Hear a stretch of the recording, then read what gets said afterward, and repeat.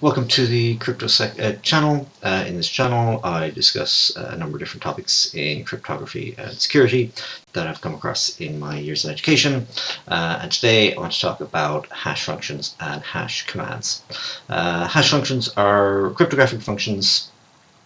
They generate a fingerprint of a file or some data, and they're often presented in terms of integrity. And while it is true hashes can be involved in preserving the integrity of files, on the one hand they don't protect the integrity just by themselves because there are no keys, anyone can calculate them, but also they have a lot of utility besides just looking at integrity. So I want to take a little time to explore some commands, Linux commands related to using hashes for other purposes. I'm going to show all the commands I've used in both generating the data as well as doing the commands for using the hashes to get information from the data, because I think it's a great example of how using many of the different features of the Linux command line you can take different parts, different elements, different features that they have on the Linux command line and build them up to create some really powerful things. Okay, so first thing I'm going to do is I'm going to clone my repository to just get the commands. You can see the link here. I'll put the link in the description. You can follow along yourself. If you want, you can use the existing data folder. I'm going to delete everything and start again. And the first thing we do is this command here. So I'm going to run this command. Something else happening with my copy and paste. Okay, so there's the command. I'm going to run it. While that's running, it's going to take a little while. Let me break down what's happening here. So even if you're not very familiar with the script, the shell syntax, you can see this is clearly a for loop. It's doing something 1,000 times. We've got a dd command here, we've got a cat command here, and we've got this here. So this basically means any error messages are going to get sent to the to dev/null. So it's not printing anything. If we look at this central part here, we can just run that by itself. All that does is just print out some random characters. So what's going on here is if we just print /dev/null /urandom, the cat command, we're just going to get garbage data. I'm just going to kill that, which isn't very useful for us, but if we pipe that through this tr command, so I can paste that again, we have that head at the end. So rather than just printing gibberish binary characters trying to interpret it as ASCII, it's now just translating that by deleting everything that is not a through F or 0 through 9. And this last part then just says, okay, rather than the whole thing, we just want 8 bytes. There we go, we just get a random output of, sorry, that's actually 4 bytes, 8 characters of hex. So all of this is going to the OF argument of the dd command. So any dd command, you'll have IF as the input stream, OF as the output stream. We're taking input from /dev/urandom, and output is going to this file name that's been generated randomly with a .rand extension. So if we look at the resulting files, we have got all these many files with a .rand extension, and if I try and look into any of the contents of any of these, C78FD, we can see, yes, this is just random data, no pattern, nothing no structure whatsoever. And you can see each of these files is exactly 1 kilobyte, 1024 bytes, specified here by the block size 1K and count 1 for the dd command. dd command is a very powerful, very useful command. Be very careful with it. You can erase your disk if you don't use it correctly and carefully. I'm using a VM here, so damage I'm possibly going to do by accident is very limited. Okay, I'm going to make a data folder for all this. Move start.rand to data. Go to that folder. Okay, so here we have all these files. I wanted to try and create a sort of a complex system of files so that doing any sort of manual search would be impossible. So we've got lots of files here, 1,000 files, but it'd also be good to have some folders as well, so not everything is in the same folder. So we have this, we've got this command here, second command. Just copy that and paste. There we go. Let's run that. That's going to be very quick. Let's do a similar thing. We're only iterating it 10 times, and this time we're doing a make mkdir command instead of the dd command. So we're just making 10 folders. The difference here is the file names. Previously they were random characters followed by .rand. Here we've got this $1, so this counter here is the first character in the folder name, and the rest is 7 hex characters. So if you look at the output here, we've got a folder starting 3, 9, 6, 2, 5, and so on. So you can see different folders there. I can actually just list the folders. There we go, and we can see 0, 1, 2, 3, 4, 5, 6, 7, 8, 9. So now I can move some files into each of those folders just to populate them. The way I'm going to do that is a slight trick. So if I run this command, what I'm doing here is finding all the folders, making sure I'm not including the dot folder that represents the current folder or any git folders, and I'm replacing the first character with a repetition of itself so I can get this move command. So I'm going through each of these folder names, taking this name and then adding this command here. So move the first matching character of the folder name start.rand to that corresponding folder. So this is just generating a number of move commands and printing them to the screen. It hasn't actually done anything. Let me just copy this first. If I look in that folder, we can see folders are there, they're empty. All the files are still there. But if I paste that, hit return, now each of these folders has the corresponding files that would match the starting character. I've also got a number of characters left. I only generated folders 0 through 9. We've got all these files that are starting with the other 6 hex characters A through F. So let's just make another single folder for those. Paste that. So now we have this AF8F folder, so I can move start.rand to AF8F. There we go. So now we've got 11 folders, and all the files have been moved into those folders. There's probably a way to extend this to generate folders for all 16 hex characters. It's just easier to do it for 0 through 9. If I wanted to make it a much more complex folder structure with subfolders and sub-subfolders and different numbers of files in different folders, I'd probably do something like a Python script rather than trying to do it all in single line Linux commands. So this is fairly artificial, but it's enough for our purposes.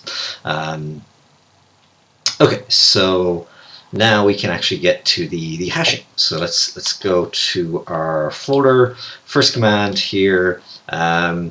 If you do SHA-256 sum 050.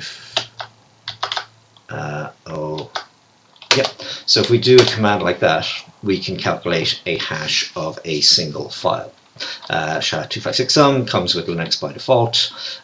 There are some commands that you can do which do recursive hashing. Let me just check the hub file. SHA-256 doesn't do recursive filing, so hashing all files within a folder. If you do something like hashdeep, hashdeep will let you do recursive hashing, so hashdeep -or will recursively look through the folder and hash all the files within the subfolders. I'm not a fan of hashdeep. I prefer the format of the output of SHA-256 sum. That's simpler. So I'm going to do it in a slightly different way. So if I do this command here, find -type D, this lists all the folders. If I replace that type with F, this lists all the files. So find is a nice command for, as the name suggests, finding things, finding either files or folders, and you can put various different conditions. You can use grep to narrow it down, but in this case I want to execute a command for every single file that was found. So this is a nice feature in Linux where you can do any command you want on a number of files rather than just giving a single file as an argument. So we specify the command we want to execute, SHA-256 sum, we specify where we want to put the file name, it's within these braces, and then we use a plus sign to end that.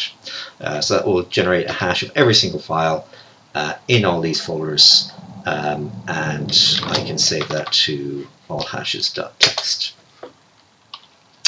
Okay, so if you look at the output of that command, we've got the hash followed by the file name saved in this file.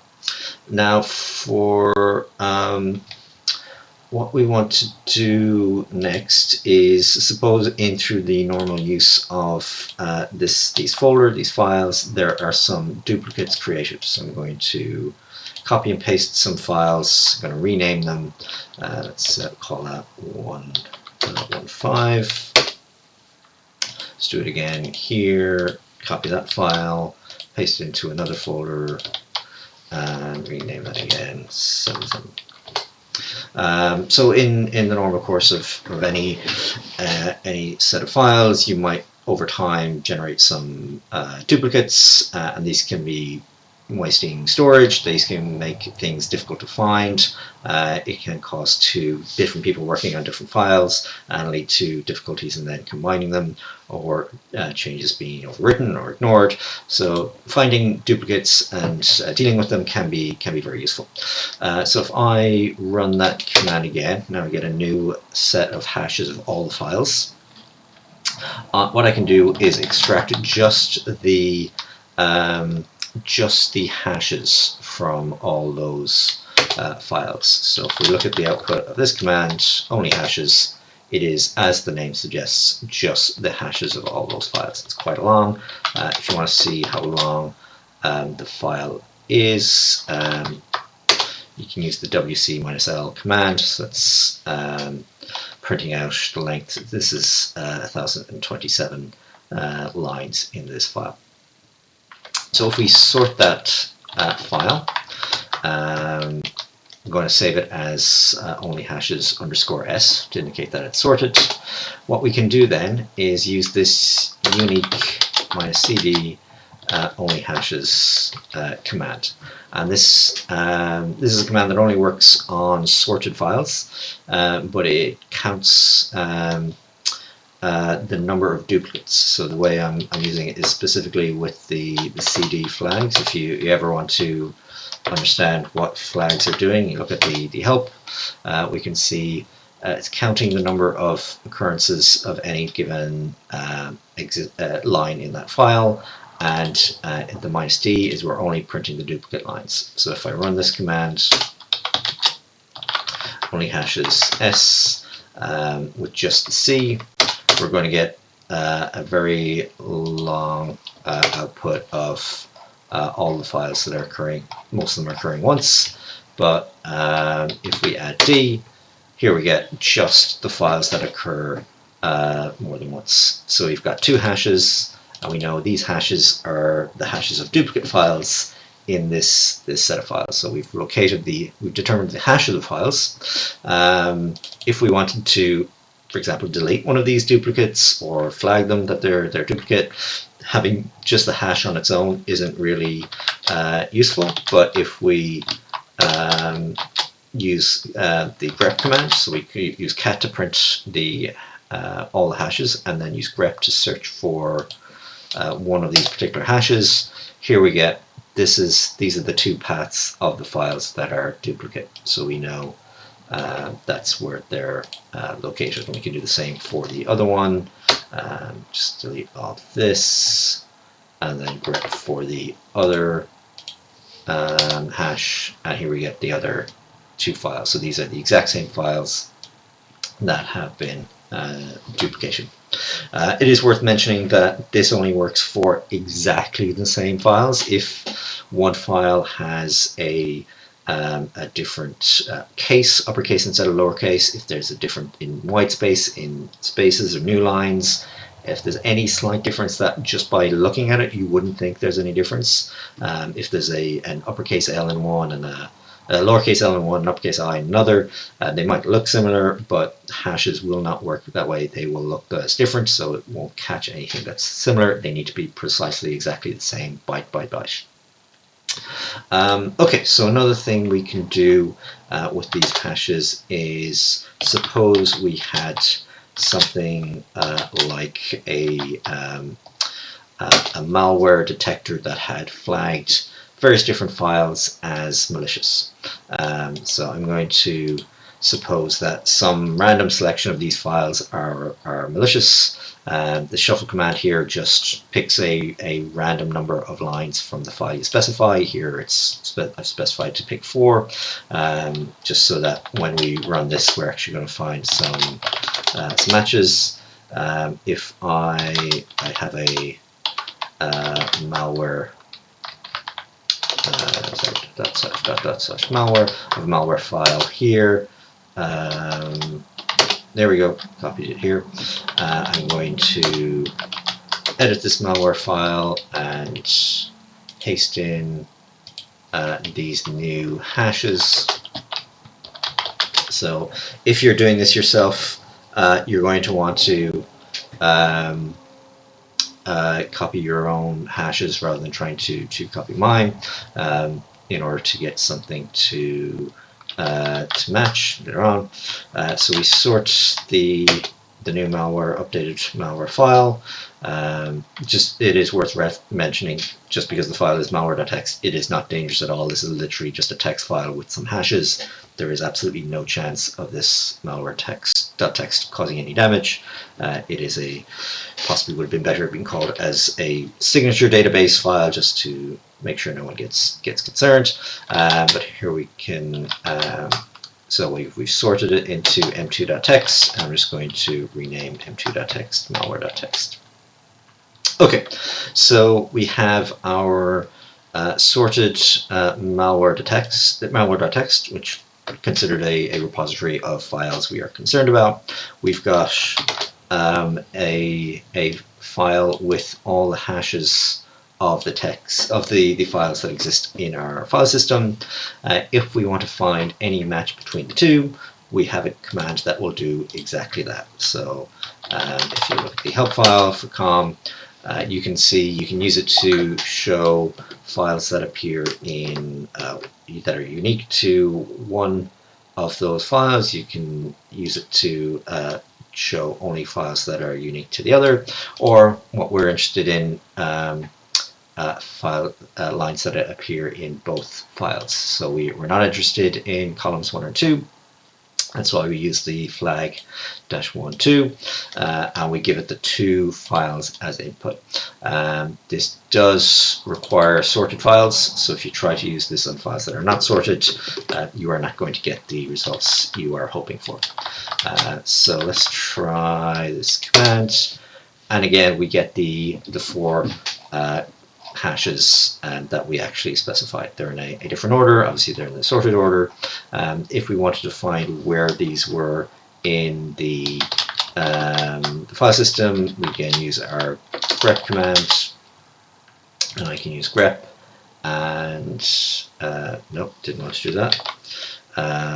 Get all hashes, grep, and I can paste the selection. There we go.